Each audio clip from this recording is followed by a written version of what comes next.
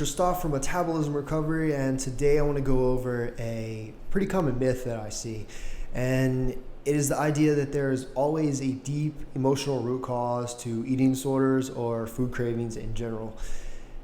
And while it is definitely true that this is the cause of disorder for a lot of individuals, this is not always the case. You can imagine if someone goes on a diet and loses a bunch of weight, then the likely explanation, or the most likely explanation, is that this is simply their body's reaction to what it perceives as starvation.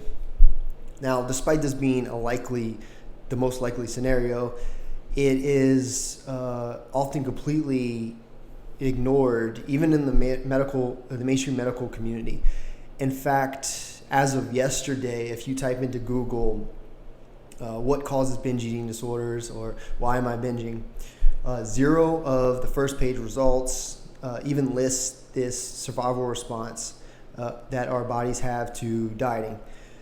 Instead, they simply list that it's either 1 from an emotional issue that needs therapy, or 2 from brain chemistry issues that need medication. And while I think it's important to list these because for some people this is indeed the cause, for a lot of people it's definitely not. So I've been thinking a lot lately about why it might be that the reaction that us humans have to starvation is often misperceived as an emotional issue. And I think it comes down to 2 main reasons. So the first reason is that a lot of the thoughts and actions and behaviors that people who are starving express can seem completely irrational to someone who doesn't necessarily understand what's going on. Even to the people that are experiencing them, it can seem confusing. For instance, when I first started having cravings from dieting, I didn't know what was going on because in the past, I didn't know that simply dieting could create thoughts about food that I had and the obsessions that I had. So I thought there must be something, mentally going on with me. And in fact, it is something mental, but only mental in the fact that it's coming from your animal brain. But the difference is that these signals have a purpose. They're not just, it's not just a flaw, it's more of a feature in our biology. But in most cases, when you can't really explain something, it's kind of put off as we can't explain it, so we'll just put it as an emotional issue. That seems to be commonly how it goes. And secondly, the second explanation is, although many eating disorders don't necessarily begin with emotional issues, they often do lead to emotional issues. Because anytime, you go through what you do through an eating disorder, dealing with struggling constantly with this internal battle, and then having a goal, and then constantly failing and binging when you don't want to binge, and then trying to, in the way it disrupts your life in general, that can definitely lead to issues. And that's where I think that therapy can be beneficial in that sense, and that it helps you deal with what you go through with binging and try to put your life back together. But when it comes to the emotions, there's the idea of emotional cravings. But the thing is, a lot of people realize and find that once they start eating satiety, then these emotional cravings for food just completely go away. So if it was really just from the emotions, then it wouldn't go away just because they started eating more. And then actually the reverse of this is true. I like to say, if you give me a healthy person, both mentally and physically, if I put them on an extreme diet for 3 months, I'll show you someone with an eating disorder, or someone who has all the manifestations of eating disorder. And you can see that with the Minnesota starvation experiment. So if you don't know about that, they basically took 36 healthy guys, this was in the 1940s, and starved them, or semi-starved them. So they gave them they cut their calories in half, and almost all these guys experienced the exact same symptoms that people who extreme diet and end up with eating disorders today experience. So this goes to show that it doesn't take some emotional issue. You can, just by starving is enough to create these symptoms and these behaviors and these thought patterns that we associate with eating disorders. So this brings me to a final important point on therapy and why if a therapist isn't knowledgeable about our body's reaction to starvation, then therapy can end up being detrimental for some individuals. And it was for me, and I know it was for a lot of other people I've spoken to. And the reason for this is that if you go into therapy, even if you think that what you're experiencing is from starvation, you go in and most therapists are not taught the biology of starvation or the hunger response, things like that. So when you go in and you explain your issues, you explain that, I'm binging to food, I can't stop thinking about food.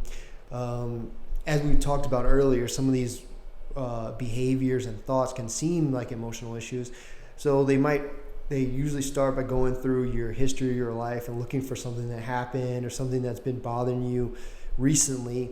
And the goal is to take care of that and solve those issues. And then hopefully by solving those issues, then these cravings and these problems with food will slowly subside.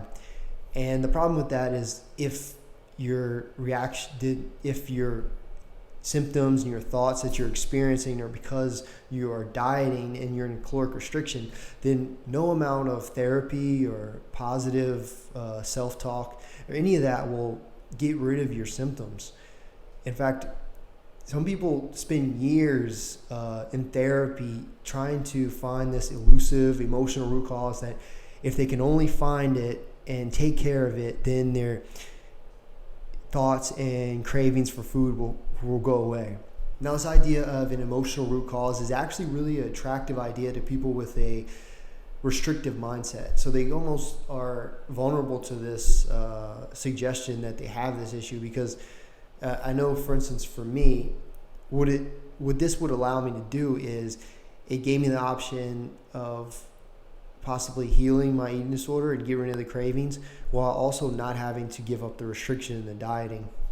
And because of this, I kind of held on to this idea that there could be something that happened in my life that if I could figure it out, then I'd be better.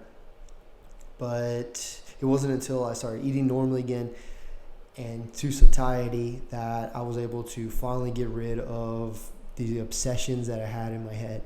And with this being said, there are some really important places for therapy. So a therapist that is knowledgeable about this biology and physiology is amazing. Like nothing can be better than that because you have those emotional support as well as the biological support and physiological support.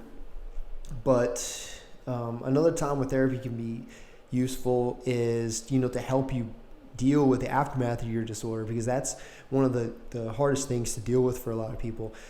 So I knew when I was recovering, one of the hardest things to deal with was when I finally went through periods where food didn't have control over my life.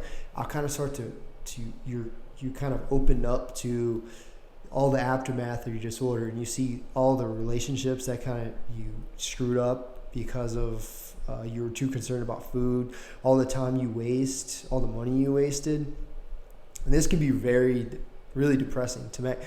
Friends, I was more depressed whenever I first started to recover than I actually was in the disorder, because when you're in the disorder, you're just constantly absorbed by thoughts of food. That has number one place in your mind at the time. And whenever you're finally free from that, then you open to all the issues that you have, and you have to start building your life back together. I mean, my life was not really that bad, but I definitely could see the negative effects. And I know some people have had it way worse than I have. Like some people have had their eating disorder for years.